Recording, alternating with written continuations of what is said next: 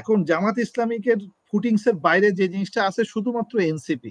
কেন এনসিপি? কারণ এনসিপি হচ্ছে মানে ধর্মীয় কালচারের বাইরে একটা ইয়াং গ্রুপ, কিন্তু এনসিপির সমস্যাটা হচ্ছে নেতৃত্বের সমস্যা। এনসিপিতে ধরেন এখনো পর্যন্ত এমন কোন নেতৃত্ব আসে নাই যাদেরকে 100% বাংলাদেশি মানুষ এক নামে চিনবে। যেমন ধরেন সারজিদকে বলি বা হাসনাত আব্দুল্লাহকে বলি, যাকেই বলি, তাকেও যে পরিমাণ অংশ চেনে বা যে পরিমাণ ভোট যদি বলি নির্বাচন যে জিনিসটা নিয়ে আমরা আলোচনা করতেছি সেইটার ক্যালকুলেশনে যদি বলেন সেটা লিমিটেড টু 1 সিট, এবং that's a very critical question. কিন্তু যদি বাংলাদেশে এই মুহূর্তে সবচেয়ে বড় যে জিনিসের মানে মিসিং সেই পার্টটা হচ্ছে লিডারশিপের মিসিং, যেটা একটা আলাদা আলোচনা, যেটা ইলেকশনের আলোচনা। কিন্তু আমি ওই লিডারশিপের আলোচনা যদি করি তাহলে বলবো যে জামাত ইসলামী থেকে এখনো সেই লিডারশিপটা বের হয়ে দেখা যাচ্ছে না। হয়তো বা যদি তারা দল গঠন করে ফেলেন, সরকার গঠন করে ফেলেন, তখন দেখা যাবে যে who is actually coming as a leadership.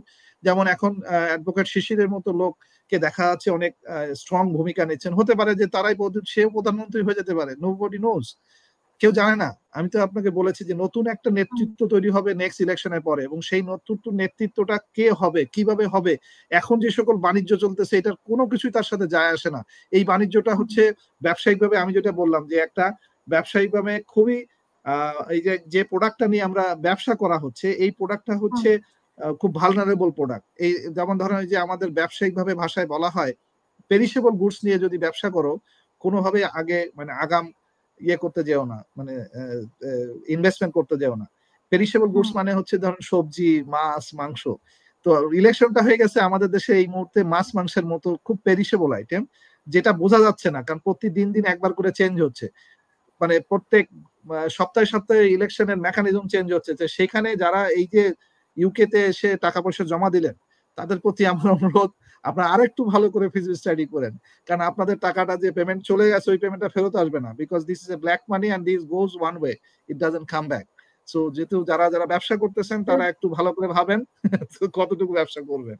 তো তারেক রহমান কি আসলে ব্যবসার জন্য থেকে যাচ্ছেন, মানে লন্ডনে থেকে মানে আছেন এখনো, যে নাকি উনি ভয়ে বাংলাদেশে যাচ্ছেন না? একজন প্রশ্ন করেছিলেন যে কেন বাংলাদেশে আসছে না, তো যদিও বলা হয়েছে ডিসেম্বর, আগে বলা হয়েছে নভেম্বরে, তারপরে এখন বলা হচ্ছে ডিসেম্বরে। যাই হোক, উনি আসলে কোন মানে ওনার ভয়ের কারণে উনি যাচ্ছেন না, নাকি এখানে ব্যবসাটা ভালো জমে গেছে এই জন্য যাচ্ছেন না? দেখুন তারেক রহমান সাহেবকে এখন যে সূত্রে আমরা জানি না কেন আওয়ামী লীগ বিএনপির মানে বিশেষ নেতারা এখন লন্ডনে ঘোরাফেরা করে, আসা যাওয়ার মধ্যে আছে।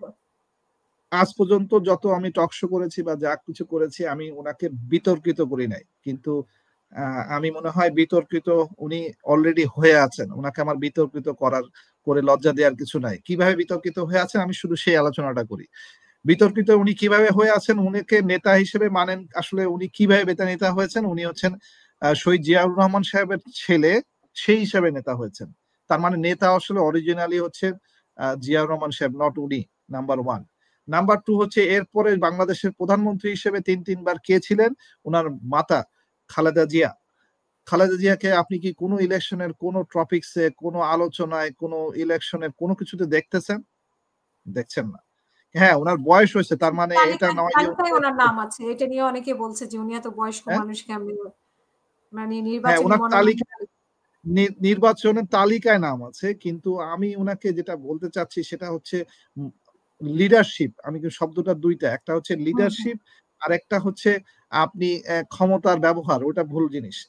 আমি বাংলাদেশের যে নেক্সট প্রধানমন্ত্রী হবেন সেরকম কেউ আছেন কিনা, সেটা তারেক জিয়া কিনা, আমি সেই যদি মোটিভেশনে বলি সেটা ওনার হওয়ার সম্ভাবনা খুবই কম। কারণ হচ্ছে উনি কি ভুল যত করবেন, এই যে উনিও তো ধরেন ইলেকশনের মধ্যেই পড়েন, ওনাকেও তো আগে এমপি হতে হবে তারপরে তো প্রধানমন্ত্রী হতে হবে।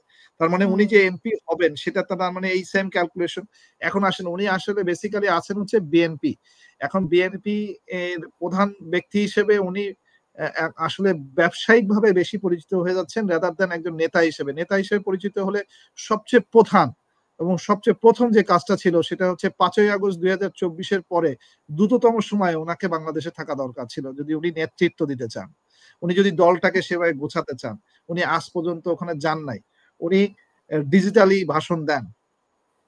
কোন নেতা পৃথিবীতে দেখাতে পারবে না কোন স্ট্যাটিস্টিক্যালি ডিজিটাল ভাষণ দিয়ে সে মাঠের নেতা হতে পেরেছেন। যেমন আমার পক্ষে কোনোদিন মাঠে মানে আমি নেতৃত্ব দিতে পারবো না, আমি কোনো দলের না। আমি কোনো এনসিপির না, জামাতের না, বিএনপির না, আওয়ামী লীগের না। কেন না? কারণ আমি ডিজিটালি আছি, আমি এখনো ভার্চুয়ালি প্র্যাকটিক্যালি নাই।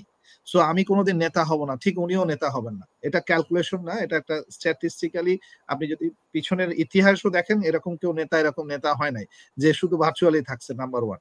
নাম্বার টু হচ্ছে উনি যে পথটা ইউজ করতেছেন, সেই পথটার সবচেয়ে মূল এবং প্রধান কাজ ছিল হচ্ছে দেশ পরিচালনা করার জন্য দেশের জনগণকে একসাথে টেনে এক ধরনের মোটিভেশনাল কাজ করা, যেটা লিডারশিপের প্রধান কাজ, মানে মানুষকে পথ প্রদর্শন করা। উনি এখন পর্যন্ত বলেন তো জুলাই সনদ নিয়ে কয়টা পথ প্রদর্শনের উনি ভূমিকা রেখেছেন? উনি কাকে পাঠাচ্ছেন? উনি পাঠাচ্ছেন একজন কন্ট্রোভার্সিয়াল ব্যক্তিকে জুলাই সনদের কথা বলার জন্য, আইদার মির্জা ফখরুল, না হলে সালাউদ্দিন কাদের, যাদেরকে নিয়ে প্রচুর পরিমাণে কন্ট্রোভার্সিয়ালিটি রয়ে গেছে যে তারা কি ইন্ডিয়ান রয়্যাল এজেন্ট কিনা। তো যদি তাই কন্ট্রোভার্সিয়ালিটি উনি বজায় রাখতে চান, তার মানে হচ্ছে উনি একজন একটা ব্যুরোক্রেসি গোষ্ঠীর উপরে উনি নির্ভর করে এই সবগুলো কাজ করেন। সেইটাই হচ্ছে ওই যে বাণিজ্যিক সংগঠন যেটা বললাম যে লবিস পার্টি, যারা ব্যবসায়িকভাবে ইনভেস্টমেন্টটা এনে দিচ্ছে। মনে করেন যে একটা সিটে কি 100 কোটি টাকা নেবেন, নাকি 130 কোটি টাকা নেবেন, না 150 কোটি টাকা নেবেন, এই দরদাম যিনি করতে পারতেছেন সেই তার কাছে সবচেয়ে প্রিয়। এখন এই যে প্রিয় ব্যক্তিগুলোকে উনি কাছে টানতেছেন এবং এই প্রিয় ব্যক্তিত্ব নিয়ে আছেন, এটাতে ওনার যেটা সবচেয়ে বড় লস হচ্ছে সেটা হচ্ছে ওই যে যেটা বললাম, যখন কোনো মানে এ ধরনের ব্যবসায়িক সংগঠন বা ব্যবসায়িক কোনো ব্র্যান্ড নষ্ট হয়ে যায়, সেই ব্র্যান্ডটা আর 50 বছর দাঁড়ায় না। যেমন বিএনপি এইবারে যে নষ্ট হয়ে যাবে, আগামী 50 বছরও বিএনপি আর ফেরত আসতে পারবে না, যেটা আওয়ামী লীগের থেকেও খারাপ অবস্থা হবে। কারণ আওয়ামী লীগ তো একটা উসিলা দেখাবে, উসিলা দেখাবে যাচ্ছে শেখ হাসিনা পালায় যেহেতু পিছন থেকে কথা বলতেছে, উনি কোনো উসিলাও দেখাইতে পারবেন না। কারণ উনি প্রমাণিত হবেন যে উনি ব্যবসায়িক ভাবে একদল লোককে নিয়ে আসছিলেন, ব্যবসায়িক ভাবে লস করেছেন, তার মানে ওনার ব্যবসায় করে দরকার, তাহলে উনি ব্যবসায় করুন। ব্যবসা করার স্কোপ তো আবার একটা ইলেকশন হলে আসবে, তাহলে আগামী 5 বছরে ওনাকে আর কেউ দেখবে না, ওনাকে পুষবেও না। আর উনি যখন একবার মুছে যাবে, এই জায়গায় আরো কিছু লোক স্থান নিয়ে নেবে, সেই স্থানটা উনি আর নতুন করে পাবেন না, যেটা উনি এখন আছেন। উনি একচ্ছত্র, কিন্তু উনি এই মুহূর্তে একমাত্র বাংলাদেশের ঘোষিত নেতা, আর কোনো নেতা নাই ঘোষিত নেতা। ইউনূস সাহেব কিন্তু নেতা না, ইউনূস সাহেব হচ্ছে এন্ট্রিম পিরিয়ডের একজন গভর্নর হিসেবে আসছেন, উনি একজন গার্জিয়ান। কিন্তু নেতা বললে একজনই নেতা, সেটা হচ্ছে মানে তারেক জিয়া, কিন্তু সেই নেতৃত্ব উনি দিতে পারলেন না। কারণ হচ্ছে উনি যাদের উপরে নির্ভর করে নেতৃত্বটা করেন, সেই লোকগুলো হচ্ছে বেসিক্যালি পরিচিত হচ্ছে লবিস্ট, এবং লবিস্টদের একটাই কাজ, সবচেয়ে বেশি টাকা যেখান থেকে পাওয়া যায়, কম টাকার লোককে। তা আওয়ামী লীগের লোকের কাছে এখন সবচেয়ে বেশি টাকা, তো সেই ঘরনার লোকজনকে ওনারা চাইবেন যে যাতে ইলেকশন মেকানিজমে অ্যাডজাস্টেবল করা যায়। কিন্তু ওনারা যে স্ট্যাটিস্টিক গুলো ব্যবহার করতেছেন, যেটা আপনার আলোচনায় আমি বললাম, এই স্ট্যাটিস্টিক গুলো ভুল। কারণ ওই 66% এমন একটা প্লে গেম যে এই রোলের কারণে এই প্রত্যেকটা লোক হেরে যাবেন। হ্যাঁ, বিএনপির ভোট তারা হয়তো পাবেন, সেই ধরেন 34% মধ্যে বিএনপির ধরেন 50%, মানে 60-70% ভোট, আওয়ামী লীগের ভোটও তারা 10%-15% পাবেন, দিস ইজ কারেক্ট। তারপরেও ওনারা জিততে পারবেন না। কেন জিততে পারবেন না? কারণ হচ্ছে ওই যে টার্নওভারটা, যেটা ইয়াং গ্রুপ আসবে, তারা যখন সিদ্ধান্ত নেবে যে আমি ভোটটা, মানে ফ্লোটিং ভোটটা যখন সিদ্ধান্ত নেবে, তারা দেখবে যে এখানে তো ব্যবসা হচ্ছে, আমার মানে ওরা তো শেয়ার বেচা কেনা করতেছে, আমার কি, হোয়াট ইজ মাইন, আমার তো ওখানে কিছু, আমার ভোটটা তো বেচা কেনা হয়েছে, তাহলে আমি ওইখানে ভোটটা দিব না। আমি কাকে দিব? যে আমাকে পরবর্তীতে 1 টাকা হলো মূল্যায়ন দিবে, সেটা হচ্ছে এই যে জামাত ইসলামের ক্যান্ডিডেট, সেকেন্ড ক্যান্ডিডেটকে দিয়ে দিবে, বা থার্ড ক্যান্ডিডেটকে দিয়ে দিবে। থার্ড ক্যান্ডিডেট হতে পারে স্বতন্ত্র, হতে পারে এনসিপি, হুয়েভার। তার মানে হচ্ছে এই আসনগুলো নতুন করে একটা বন্টন হবে ইলেকশনের দিন, যেটা ওনারা ক্যালকুলেশনে ভুল তথ্য বাজারে ছেড়ে ভালো ব্যবসায়িক অংশ, মানে ব্যবসা করতেছেন, এবং এইটা ব্যবসার একটা মূলধন নিয়ে যাচ্ছে একটা লবিস পার্টি। এবং সেই সেম লবিস পার্টি যারা এই 5ই আগস্টের পরে, আমি আপনার আগের আলোচনায় বলেছিলাম, একই লবিস পার্টি যারা রয়ের মতো লোকজনকেও নারিশ করে, যারা পারলে কালকে যদি ইভেন ওই যে অনেকে বলে যে এখন তো পাকিস্তান হয়ে যাচ্ছে, এখন পাকিস্তানের পিআই এসে এখানে সবকিছু করতেছে, এরা তার কাছেও একই গ্রুপই যাবে। এদের কাজই হচ্ছে আপনার দেশটাকে যতভাবে বিক্রি করা যায়। এরা বাংলাদেশি নামে তৈরি হয়েছে, কিন্তু আসলে এরা বাংলাদেশকে বিক্রি করার জন্য তৈরি হয়েছে। এদেরকে আইডেন্টিফাই করে যতদিন না আমাদের দেশ থেকে বের করে দেওয়া যাবে, এদেরকে যতদিন না বাংলাদেশে নিষিদ্ধ করা যাবে, ততদিন আমাদের শান্তি থাকবে না, আমরা অশান্তিতেই থাকবো। কারণ এরা আমাদের মধ্যেই অশান্তিগুলো ক্রিয়েট করে। এই এনসিপির সাথে একটু অশান্তি ক্রিয়েট করবে, একবার জামাতের সাথে অশান্তি ক্রিয়েট করবে, একবার বিএনপির সাথে করবে, আবার আওয়ামী লীগকে মানে পুনর্বাসে আপা ফিরে আসবে এই ডায়লগ দিয়ে ওই আর্মিকে ইউজ করবে। But this is going to end. আমি খুব আশাবাদী যে এইবারে ইলেকশনের যে প্রসিডিউরে যাচ্ছেন ইউনূস সাহেব, আমি মনে করি উনি খুব সঠিক প্রসিডিউরে যাচ্ছেন। উনি হ্যাঁ মারামারি করতেছেন না, উনি মানে ইলেকশনের মোটিভেশনে এসে কাউকে থ্রেট করতেছেন না, বাট উনি ওনার কাজগুলো কমপ্লিট করে যাচ্ছেন।